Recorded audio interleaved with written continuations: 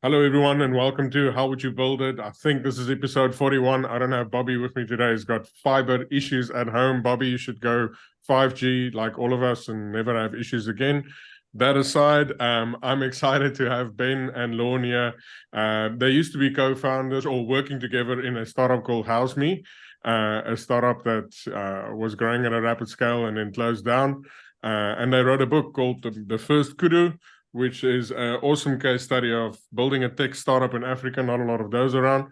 So excited to get dive a bit deeper into the story of the startup and the reason for the book. And Ben, Lorne, welcome to the podcast.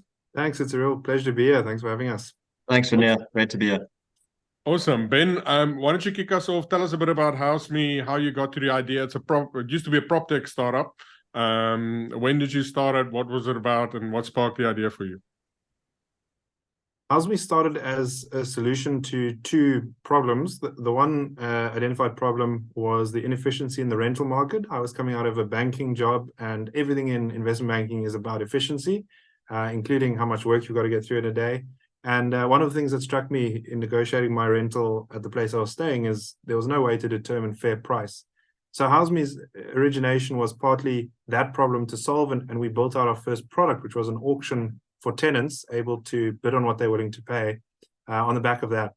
The other problem we were trying to solve and became sort of the principle of the company was discrimination. And we had friends who were facing at the time very real problems in renting out property in South Africa because of the color of their skin, which was a massive shock.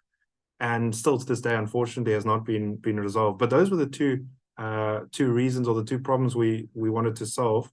HouseMe at that stage was nothing more than an idea, and then over 4 or 5 years in building a team, people like Lorne joining, we had the opportunity to build out a platform company, which is what we've written about and what we sort of articulate in the First Kudu. Awesome. And Lorne, you joined. I think your title was business development manager originally, and then quickly became a strategic officer, right? Like, tell me a bit about your decision to, look at a startup and go, I think you also had a corporate background, if I'm not mistaken. How does one look at a corporate, obviously reasonably well-paying job, a lot of opportunity, and now all of a sudden you go, cool, I'm diving into a startup that is not profitable, obviously a large amount of risk. What made you make that plunge, and like, what did you learn through that process? Sure. So Ben and I knew each other at university via the Alan Gray Orbis Foundation, which aims to bring together entrepreneurs, or what they hope will be the next generation of entrepreneurs. And so we were lucky to have known each other through university, which was a good starting point. And so we kept in touch as Ben founded HouseMe and got it going. We would keep in touch.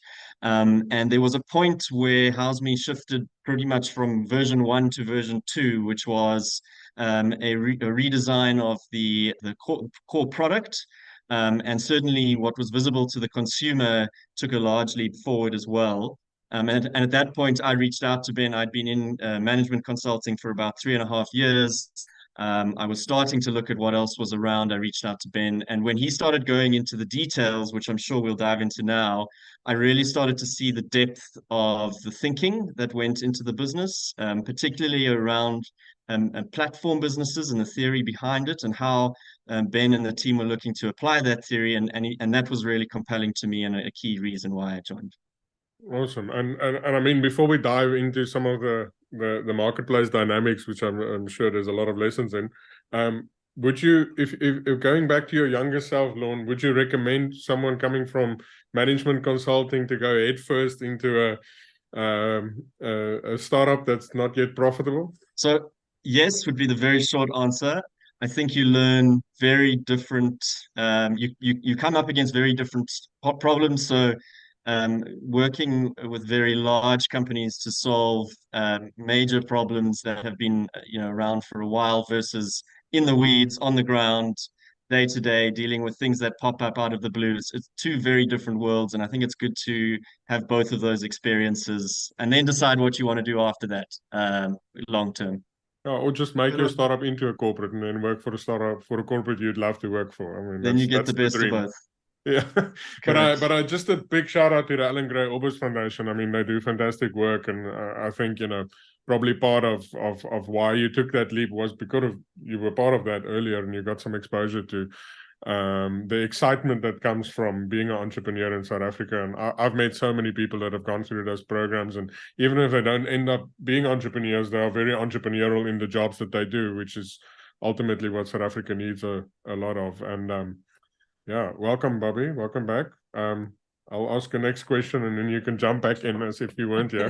Just before you do, just to add to Lorne's comment there, and I think it's worthwhile saying, as founders, it's not the case that we would look at people who spend time in corporate as wasted years. Actually, the skill set that a Lorne or whoever it is that someone's looking at can bring into a startup as you begin to scale is hugely valuable, and typically does not exist unless you've been in an environment with a large company structure, with an enterprise solution, with systems and processes and governance in place. So far from being a detraction, it actually is it's a super valuable skill set that you're able to bring in. And for those listeners that are in corporate and considering it, please know there's huge value to joining startups for that reason as well. I love that, Ben, and I think in that there is already something that we need to figure out as South Africans, right? Because if you're an American, you work in corporate and you go work for a startup, the drop in salary is probably not that big, right? Well, two things. You might have some, backup income or, a asset base from which you're operating, meaning you don't necessarily have to, pay a mortgage or, have a car repayment or something like that. You might have a more stable foundation. That's the first thing. And the second thing, the salary drop isn't that big because startups manage to raise a lot more money in America, so they can offer more attractive salaries. I mean, in South Africa, if you go from corporate to a startup with a little, small initial raise, you take quite a steep drop. Like how can we overcome that a bit more? Do we simply just need to raise more funding, or what would you say is a way to get more people out of corporate, more people with MBAs into startups, bringing that experience and learnings into helping these businesses grow? Look, I think if we on the call knew the answer to that question, we would be doing something different. But I'll give a couple of thoughts on it. The first is that liquidity is ultimately the answer. So the reason that startups aren't able to pay salaries is the same reason that startups struggle to exit, which is the same reason that the JSE doesn't have many listings, and the same reason that the M&A market is much colder than it is in the States.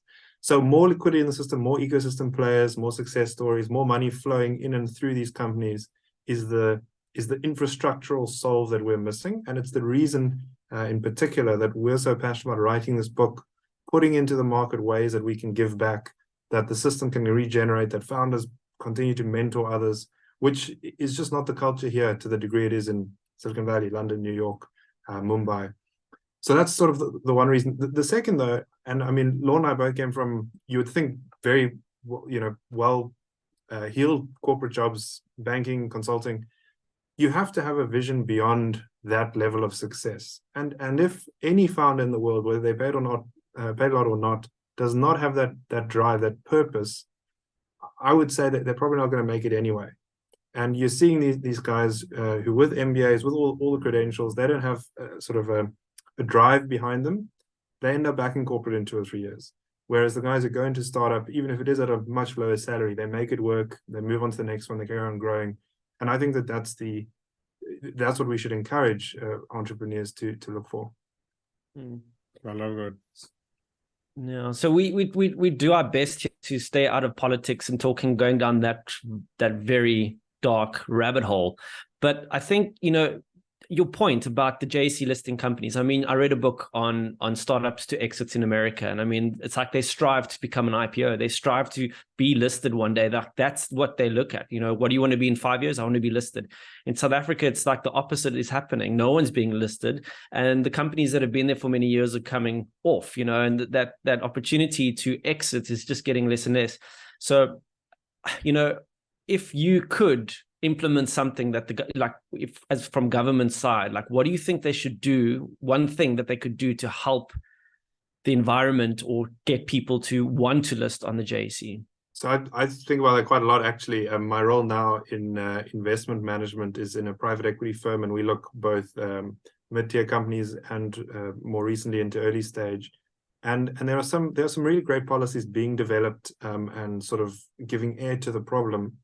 I think in answer to your question, the things to do, the one would be to mandate a certain percentage of all invested capital into higher risk classes. I think that is happening, but needs to be accelerated and it needs to become normal. The second is I would suggest, and this would be a more controversial one, that after you've studied as a graduate, you should have within your first 10 years, 1 year in a company of less than a certain number of people. Now, I acknowledge that would be very difficult to regulate and to run, but the gist of it would really boost companies that are in desperate need of skills. At that age, you don't have massive responsibilities or families to take care of, and you being able to serve or be part of a team at the ground roots level provides such skill that you can bring into the rest of your life, that I would suggest you'll grow an entrepreneurial generation just by 6 or 12 months working with a startup. So those would be, off the top of my head, policies that we've thought about and have discussed. Yeah, I love it. I mean, Ben, that would be like an article for becoming a CA, or like a 1 or 2 year internship, if you will. And I love that. I mean, we all know how badly they pay and overwork those those CAs in training. I'm joking. Don't at me if you're a CA that employ those people. But yeah, I think it's a great idea. I mean, there's so many people, and like you say, when you graduate, going from zero salary to an entry level salary that a startup could afford is perhaps the answer to get more of those skills into these workplaces, and then afterwards you can get an accreditation of some sorts, saying that you've completed that and move on to the next stage of your career. I love that. I think it's a very creative idea. I want to go into HouseMe specifically. Lorne, when you joined the company, there was a lot of talk about HouseMe was a marketplace, and there was a marketplace Bible that Ben developed based on a lot of other insights that he learned from different places around marketplaces. The HouseMe Bible, I think it was called, if I recall correctly. And there was 4 of the 5 boxes were ticked. Maybe speak a bit about that. Which box wasn't ticked? How did you solve that? I think marketplaces is still an exciting topic, although it's lost a lot of flavor after a lot of people lost a lot of money. But I do think there's still a place for it, and would love to hear your thoughts on it. Absolutely. So Bill Gurley originally wrote the 10 factors that would need to be in place for a marketplace to be successful. And then Kenyans and Verts turned that into 5. And those 5 became the marketplace Bible. And I think it's just important to reference the people who were the source of that information. And really what they did is they said, you're more likely to be successful the better you are on these 5. And the first was operate in a space of high fragmentation. So a space where there are lots of buyers and lots of sellers gives you an opportunity to centralize and connect people, really, because that's really what a marketplace does at the end of the day.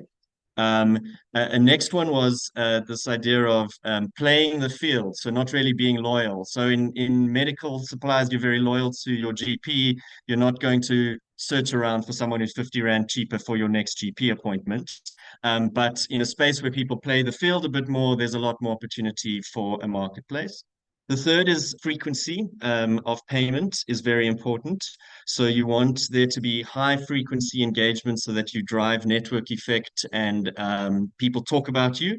So you need reasons for them to come back. It's not you sell to them once and then 3 years later they come back for the next one. The fourth one is total addressable market needs to be of a certain size. So you need a large total addressable market. But an interesting point they make as well is that if you are innovative enough, you can actually grow the total addressable market by adding additional value to the marketplace. And happy to dive into that in a separate tangent if you'd like to. And then critically, you need to be part of the transaction flow, as in order for you to take your small cut of fees, you must facilitate the payment. And the higher you can score on those, the better positioned you are. And really, that was something that Ben sent to me early on. He said, please, will you read through these? This is the thinking that we've done and how we're trying to apply it. So I'm sure Ben will have a bit to add on his thinking and how it applied to HouseMe. But we forced every employee to read it at least once a year, and all of our board had to read it before they could join. I didn't quite go as far as putting out quizzes, but it wasn't far off. to make sure that we could all understand the reason that the company could get built. Lawrence explained exactly what it is that what provides the platform for success, but what a more common way of reviewing it as an investor, one that I know you guys have written about and chatted about before, is shorthanded to the LTV acquisition ratio, the CAC to LTV ratio. And that really is a summary for an investor to work out, well, are they achieving those factors? If you're able to generate outsized lifetime value in a market that's growing, acquiring at a particular rate, you can work out quickly if the marketplace is sort of on track or not. And that was a sort of a key metric that on the back of, as one's described, us following through on principles, that was our sort of measure that we gave ourselves. And Ben, in South Africa, I mean, what is a good LTV to CAC ratio? Like, what is? I mean, we can look at numbers overseas, but I struggle to put those down onto South African companies and for it to make the same kind of sense. So I mean, how long is a piece of string? You've got, so in the world that we operated in, if you could do anything above 2.5 times, you were doing well. If you were doing more than 6 times, you were miscalculating. That was kind of the thinking at the time. And the reason that you know that is because if you're scaling and you're not putting in money at the top end, in other words, so if anyone who doesn't know, the ratio of lifetime value to acquisition cost or customer acquisition cost, CAC, is your revenue less your service costs in a ratio to the cost to acquire and convert that customer.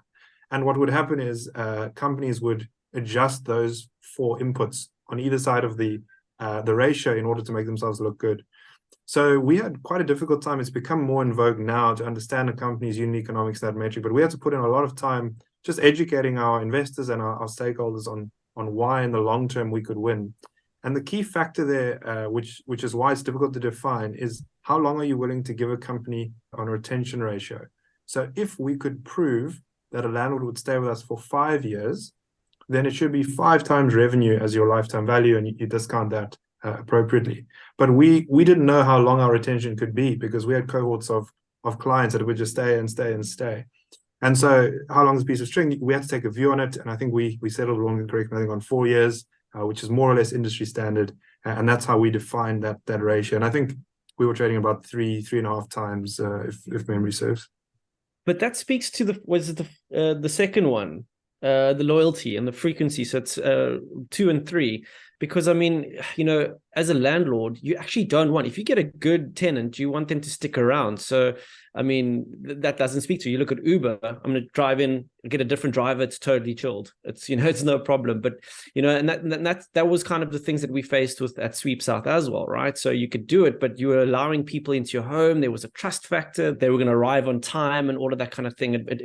There were so many more factors to get there, and people would look for that loyalty. They actually wanted to stay on. So how would you that unit economics, when you want people, you know, they find someone, they want to keep them. They got a tenant, they want to keep them. I mean, how do you battle that? I mean, then you just have to grow, right? I think what was in our favor was our first sale was to the landlord.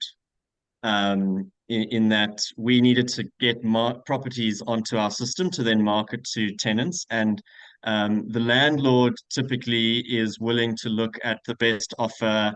Some landlords are certainly loyal to agents, but in our space, we found that there was enough of playing the field for a good price. And when we come in as well with a significantly lower price and then additional financial products like a rental guarantee, there's a lot of reason to consider that option.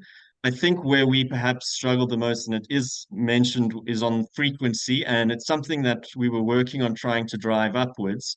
But you don't take a rental property as often as you take an Uber, for example. And so with our additional products, we were trying to drive up the frequency of use or engagement with our platform, but it was certainly one of the challenges we faced. So fast forward, I mean, you've got this platform in place. Looks like you're ticking all the boxes. There's some great growth. Got some investment on board. Ben, give us the spoiler. Like in the book, you explain what went wrong. Like maybe give us the TLDR. What went wrong with HouseMe? Well, it's too long. Do read if I'm going to expand that acronym. But I do hope people can sort of get the detail and sort of understand how we unpack it, because like in most cases, a simple answer is usually the wrong one.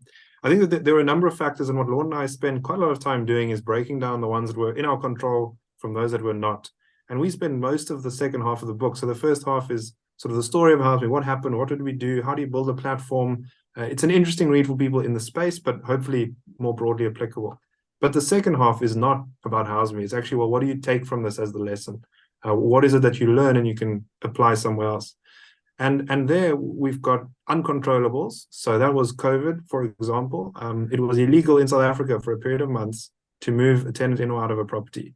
Now, I do financial models for a living. I can tell you no scenario we ever planned for had that baked into it as a possibility.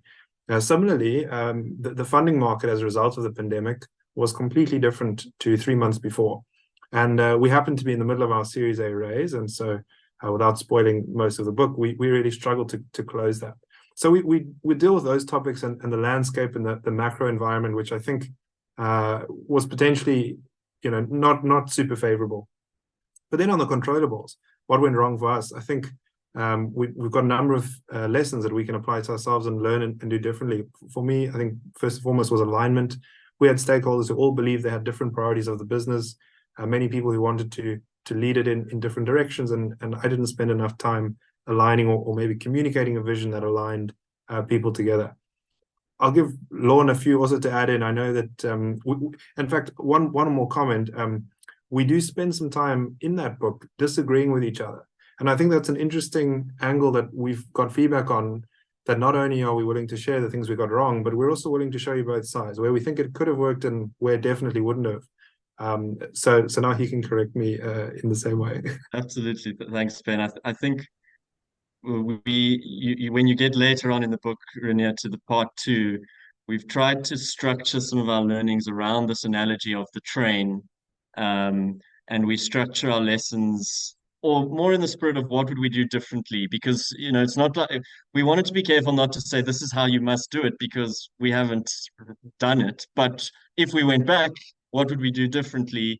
And so we've got the tracks, the idea of setting your tracks and sticking to them, and how we maybe sometimes weren't completely on them. And then once you've got your tracks set, it's building this engine that can propel you along it. And in the context of a technology business, that would be your technology product.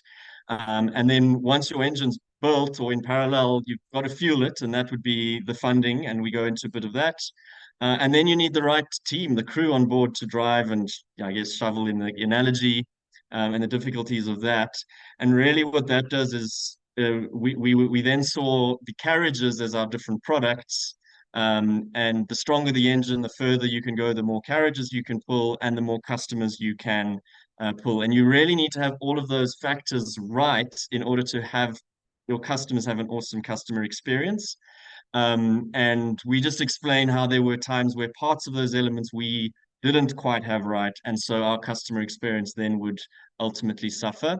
And that's kind of a high level, if we could have done some of those things a bit better, and we would do them in different ways in the future, potentially we could have weathered the storm a bit more.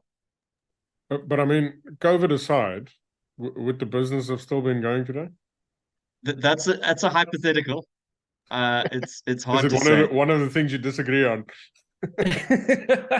Yeah, we have different viewpoints on that one. I think one of the reasons it's difficult to sort of give a definitive yes or no is that we were at the point when COVID happened of raising Series A. Now for context, in South Africa, a Series A round is not the same as in the States. Series A in the States is you reach a certain level of revenue and suddenly you get a 20 or 30 times bump, and you actually now get to sort of hire and build, and you've earned the right to scale. Here it's quite different. We had already had to give up substantial portions of equity to get just to that point. We had a team that was already quite far below market. We didn't have budgets coming in just to say, hey, grow at all costs. And so in order for us to really just hit the base case, we needed our Series A round to raise to sort of accommodate a few of those factors, and then to give us a runway to break even, which again, in South Africa, that's what you typically want a Series A to do. So because we couldn't complete that raise, we can't definitively say if we were on the right tracks or not. And that's one of the comments we make. The railroad tracks, they might look good but too often they become roller coasters. And if you're going to be riding a train up a roller coaster, you've got to have the right infrastructure in place. And that, we didn't get a chance to test. I like to think we could have made it, and history can't prove me wrong.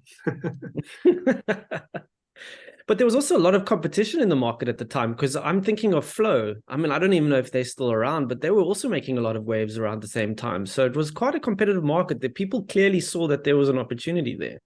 Yeah, they are still around. There are a few players in the market, and I think in general we're very supportive of that. The entire ecosystem benefits by more digitalization, more players providing a level of trust to users who otherwise are unfamiliar with prop tech.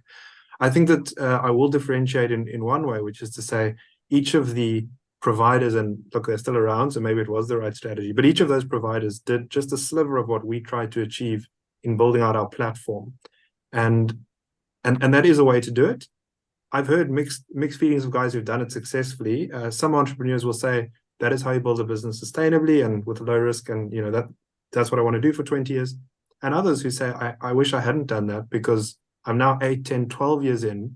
I haven't lost enough money to stop, but I'm never going to make the returns that I could have tried to if I had accelerated at the proverbial J curve. And so in that way, there are lessons that maybe we learned and reflect positively on, and not just negatively in how we built. And that's a great insight. Sorry, Lon, go for it. I was just going to add, and I think Bobby, it actually would address the question that we discussed in the previous recording about what makes property so hard specifically. And it's not to say that this doesn't exist in other spaces. It's just that our experience in property is there's a lot of uniqueness. There's a lot of edge cases. Each property in itself is quite different from the next one down the road, and each lease agreement can be quite different. The very simple example is an Uber ride. You get in, you get out. There's a certain number of things that can go wrong, but they're limited.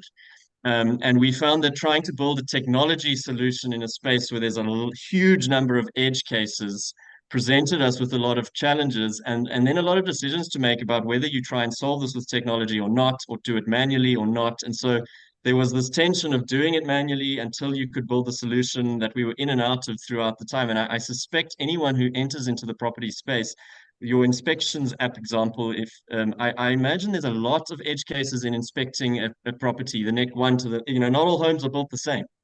And I think that's a challenge entrepreneurs in property will have, especially tech entrepreneurs in property, will have to overcome in the future.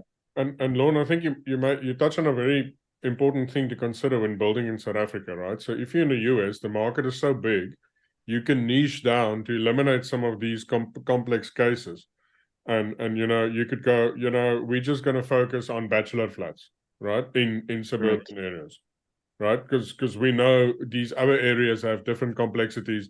You can narrow down, still have a massive market, still make a lot of money. But in South Africa, we don't have that luxury. If you narrow down too much, you just kill your market size, and then the whole thing isn't feasible. So it's this interesting dynamic of finding a space where the complexities are limited enough and the market is big enough, which just adds this extra layer of complexity in building in South Africa. Would you agree? Definitely, I'd agree. And you're touching on exactly the points in the marketplace Bible that we use. So total addressable market of your specific focus area needs to be large enough for it to make sense. And it's definitely a challenge that we face here. And I'll say one other thing there, just to reflect. It also was the case because no one that we knew of was doing this in Africa in the completed platform sense. We also didn't know our edge case from our main market. So if you only do 10 rentals in your first 2 months, you don't know which of the 10 fall in the correct bucket for you to pursue. And that, I think, is something that is unique to property, because you only get one cycle a month. You only put someone in the beginning of the month. So you have let's call it a 10-day window, which was also, I wouldn't say unique, but something that we had to understand quite quickly before we could determine what our sort of addressable market actually looked like, who our primary customer was, and what that personality looked like to serve.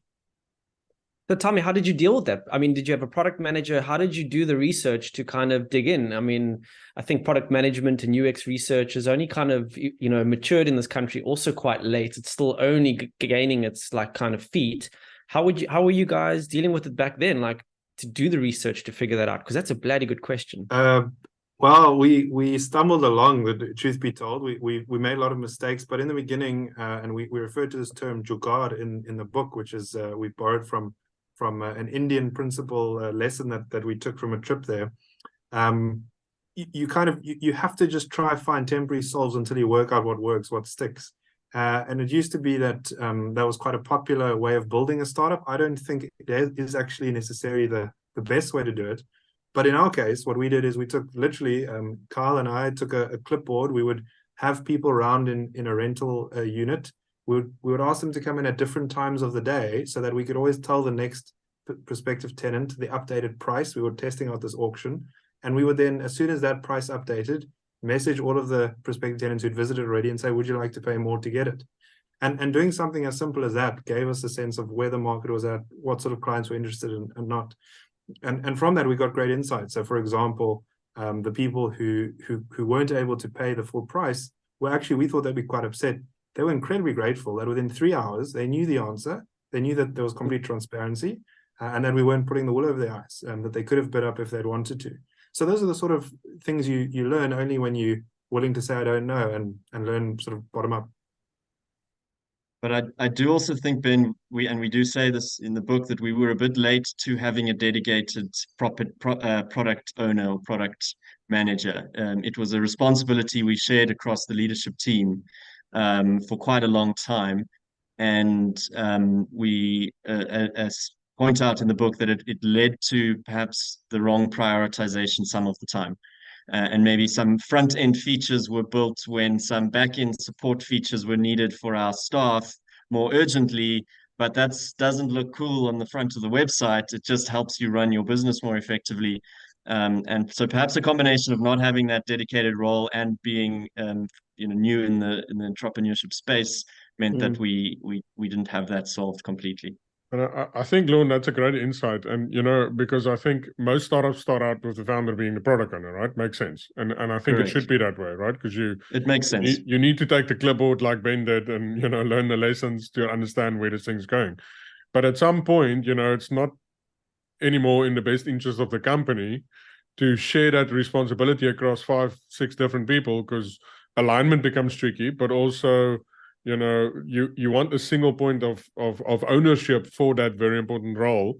So what time do you think is a good time for someone to pass that over to a founder as you move along? And I know it differs per startup, but like, what have you learned that you can share with our founders that you can go, look, when you get to this point, you probably should get a product person on board and, not only get them on board, but give them the actual ownership and the responsibility to be able to make calls which you might disagree with. The agency. Yeah, absolutely. So it is hard to say, and it would be remiss of me to say that I know how to do it. We're not coming from a point of having solved this perfectly, or at all. I think that it's probably at the point. Maybe there's 2 things you could look at. The one is the number of actions performed by your product as that scales up. You've got more competing pulls on what you then double down on. In the early days, a founder typically will work on one simple piece of the product and then build it out. And so as you've got various features now competing for development time, there's probably a point at which, and I can't say what number it would be, that you would need to hand that off. But in concert with that is, as the business side demands start pulling the leader of the business into more hiring, more structure, maybe a little bit more on the legal side of the business, the different functions that need to, customer service, fundraising, you'll find that each of those individual pieces start becoming entire jobs rather than a piece of this first person's job. And then you would neglect the product. So, it's hard to say when and if each business will be different, but it'll be as those competing priorities start to swell. Yeah, I'll tell you what happened at Sweep South. I mean, literally, Aisha, she was so on the ground in the beginning. They eventually hired this German lady to come and just help them structure the business a bit better. And the first thing she said, we have to pull Aisha out. She's got much more important things to be doing with her time. Some of the things that you mentioned, Lorne, I said fundraising. She had to become a whole new role, and it left a huge gap. And that's where they started hiring those kind of roles coming into the company. So, yeah, I think that for me, that was a great learning curve. I always think back to that time, like, got to pull her out of the ground, because it was hard. A lot of work there. To add to Lorne's point, and a good example of where we might have a slightly differing view on this, I'm not sure that it's always a number of features. I think one of the lessons I've taken is we should have more quickly worked out where our revenue generators were, and almost consider business divisions and have someone sort of lead a division as a product owner or product manager, which is, in our case, actually is quite similar to a feature. We saw them all as revenue generating features. But I think giving someone the mandate, or hiring someone with a mandate to extend the unit profitability of a line through a particular product is maybe a slightly more complete role than looking only at the customer experience and saying, this is how we improve it. Because what we struggled with, and what I'm sure many startups struggle with, is the prioritization of competing requirements. None of the requirements we had, I think, were poor or poorly articulated, but we didn't always have them in the right sequence. Ben, that is one of the most important product things I've ever heard on this podcast, because the reality is, at the end of the day, it's about making money, right? And so often we can set up company structures in a way that tells the product owner, you need to make the experience for customers great, but that doesn't directly equate to generating more revenue or getting costs down. And then ultimately, that responsibility sits with the CEO, but he doesn't have ownership of the product, and now it's all a mess. So structuring in a way where there's alignment between a product person and actually the performance of the company is such a refreshing take on it, because ultimately that's what matters. Yeah, and don't forget, people run to the market. Things aren't making money, so they go get a sales team and a marketing team who go and try and sell this thing that the product team isn't even working on. That is such a common thing. And some product people love hiding behind good UX and an awesome feel and awesome experience, because it's really uncomfortable to get into the business side of things and figure out how to make money from it. Yeah, but you need to understand ROI. If you're going to spend money building something, you need to understand ROI. So, Ben, I think that was a great insight you gave us there. Thank you. I think, Bobby, the difficulty with it, and I think this is where there's a real difference in the culture of South Africa versus the rest of the world. And it was articulated really well by one of our angel investors, actually. He said, you're building the sort of company that will not be able to save itself to profitability. You will have to grow. And that in and of itself is so counter to how investors view risk in the country that it takes a really dedicated and well executing team to pull that off, to actually use growth as your measure for profitability in each of these, as everyone said, as each of these features. So that's the corollary to the idea of having revenue managers. You also have to be able to articulate your growth strategy for interest. And make sure, as we say, and thanks for catching me on the features point, Ben. I should have said solutions, because we have a whole piece in the book about solutions, not features. Love it. And I potentially we got a bit lost in that as well. But no one cares how pretty it is or how flashy it is. If it doesn't solve a problem, then it's worthless. Look, there's some horrible looking software in South Africa that's doing extremely well. So. Hey, Teams is horrible and it's still well, and it's like getting Sam Altman in, and that's a horrible feature set, solution set. So speaking of which, I want to wrap up. So Renee, I don't know if you've got any more questions, but no, I'm excited to read the rest of the book, and I hope everybody listening does the same. And yeah, no, I've learned a lot. So on that note, guys, can you tell us where can people find the book? How can they get their hands on a copy? Absolutely. So it's in exclusive bookstores. It's also available on the exclusive books website if you want to buy it online and have it delivered. A few other major bookstores are stocking it as well. And so that's the best place to get it. Love it. By the way, I love this little insert. If you can see that, it's a reader record on the first page. So you can write your name and location on here and then pass it on to 4 more people. So I love the gesture that, when I opened it, I almost immediately saw, your heart for this book, that it helps as many people as possible. And I thought that was quite neat. Absolutely. So, create your own story for the book and pass it on so others can learn. Yeah, it's great. But pay for every fifth one to help us too.